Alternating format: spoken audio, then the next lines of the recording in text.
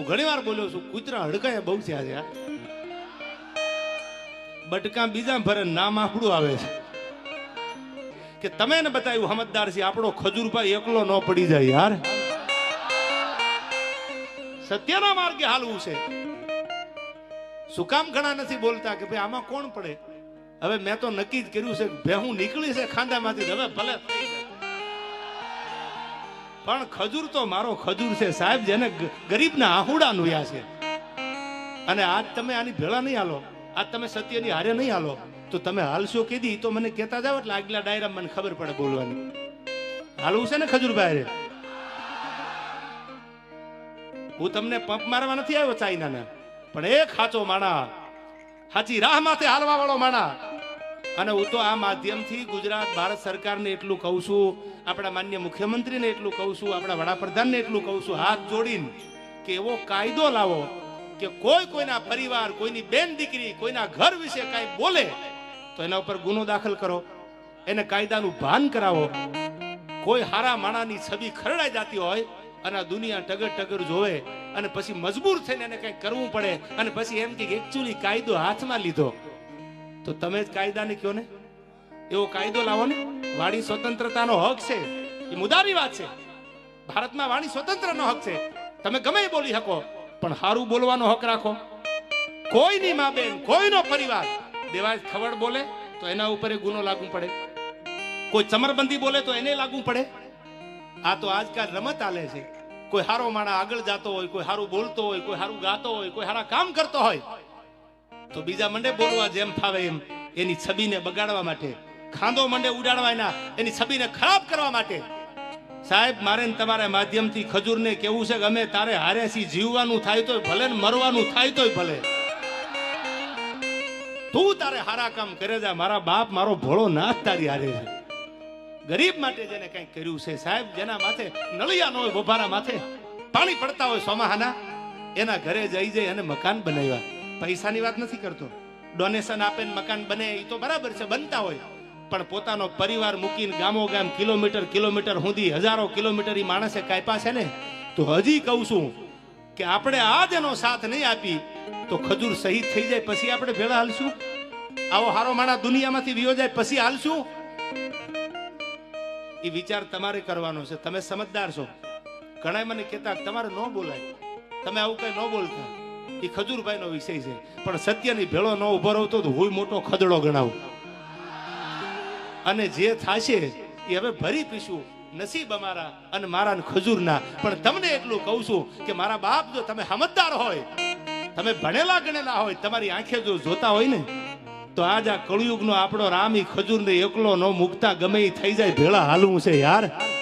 એની moral નો તૂટી જાય, એના કામ નો બંધ થઈ જાય. આ એની મોરલ તોડવા માટે, એની મેન્ટાલિટી ડાઉન કરવા માટેના પ્રયાસો હાલે છે. અને આ ટાણે જો તમે મારી કે હું કે તમે ખજૂર ભેળા ન રહી તો રે કોણ? એને એના કાકાના દીકરાનું મકાન બનાવ્યું, એને એના માસીના દીકરાનું મકાન બનાવ્યું, એને એના ફૂઈના દીકરાનું મકાન બનાવ્યું? ના, એને તો એક એક ગરીબના મકાન બનાવ્યા છે. ચાહે કોઈ પણ હોય, ઝૂંપડામાં રહેતો હોય, નાનો માણા હોય, કોઈ પણ જ્ઞાતિનો હોય, તો હજી એકવાર આકલો કરીને કહી દો કે આપણે જીવીને મરીએ ત્યાં સુધી કોની ભેળું રહેવું છે યાર? હા ડાયરો, હા યાર, આજ આપણે સત્યનો સાથ આપવો છે. બધાને કહું છું, હવે પછી સોશિયલ મીડિયામાં જ્યાં જ્યાં આવું થાય, તમને એવું લાગે કે સાચો માણસ એના પરિવાર વિશે, એની છબીને બગાડવા માટે આ થાય છે, તો ઉભા રહેજો. અને ટગર જો તમે જોશો ને તો એટલું યાદ રાખજો, 10 વર્ષ પછી, 5 વર્ષ પછી આ ઓડિયન્સમાં બેઠા ને, એનો દીકરો દાતાર બનશે, એનો દીકરો કલાકાર બનશે, આ બેઠા એમાંથી એનો દીકરો કથાકાર બનશે. તેથી આ અમારી હાલત છે ને, એ જ હાલત તમારા દીકરાની થવાની છે. એટલું યાદ રાખજો. આ કોઈની જાગીર નથી, દેવા ખબર તો આજ છે, કાલ નહીં હોય તો કોઈ બીજા ગાતા હશે. તમારો દીકરો કલાકાર બનવાનો છે, તમારો દીકરો ખજૂર જેવો દાતાર બને, કોઈ 5 મકાન કોકના બનાવે. આજ જો ટગર જોશો તો કાલ દીને આવતા વાર નહીં લાગે. સત્યને સાથ આપજો. અને સત્ય પરેશાન હોય, રાણા પ્રતાપ લડ્યા ને એટલે રાણાનો ઇતિહાસ છે. એને સેલ્યુટનું નામ પૂર્ણ શું કરી દીધી હોત તો કોઈ આજ મેવાડને યાદ ન કરતું હોય. આજ મારે તમારે સત્યના હારે હાલવું છે, સત્યની સાથે હાલવું છે. જે દુનિયાને કેવું હોય કે આપણે ન બોલાય ને આપણે આંખે ન થવાય, સારા માણાની ભેળા ઊભા રહેજો મારા બાપ.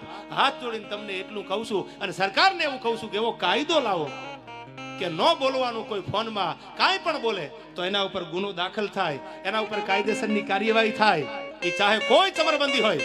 અને જો આટલું નહીં થાય તો મને નથી લાગતું આ ગુજરાતની આવનારી પેઢીનું ભવિષ્ય ઉજળું થાય.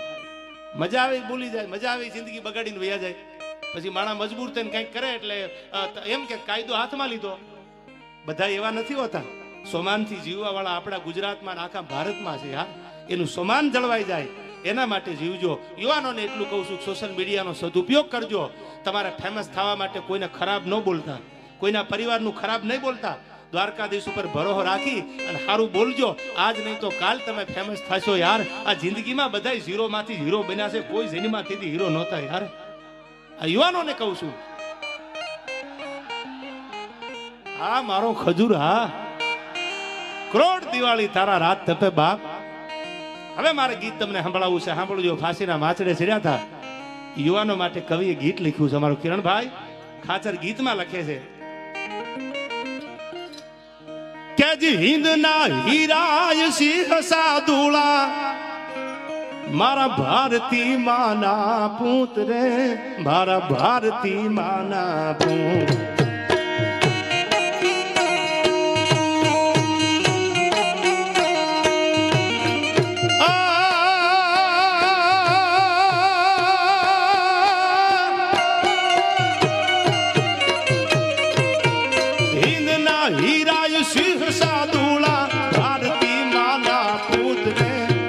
ભારતી માના પૂત.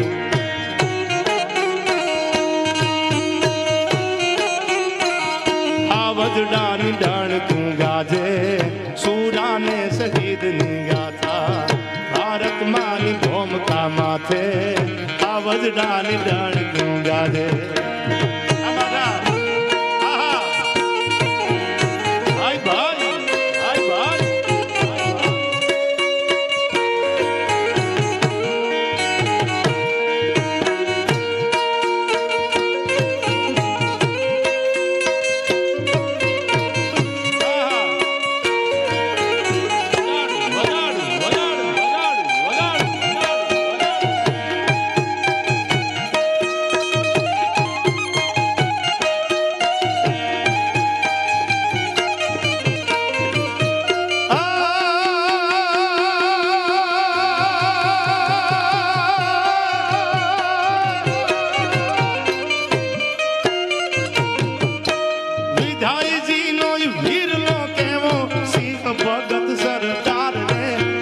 સિંહ ભગત સરદાર. બધા સમજદાર છો. આ ગીત નવું છે એટલે ગાઉં છું. એની જનેતાનું નામ હતું વિદ્યાવતી ગોર. એનો દીકરો કેવો સરદાર સિંહ સાદુલો હતો. એને 14 વર્ષની ઉંમરમાં કીધું તો અબ તો આઝાદી મેરી દુલ્હન બનેગી. આઝાદીની હારે લગ્ન કરવા છે મારે. આવો શહીદ વીર ભગતસિંહ હતો. એના માટે કવિએ કીધું. કેવો હતો મારો દેશનો ક્રાંતિકારી.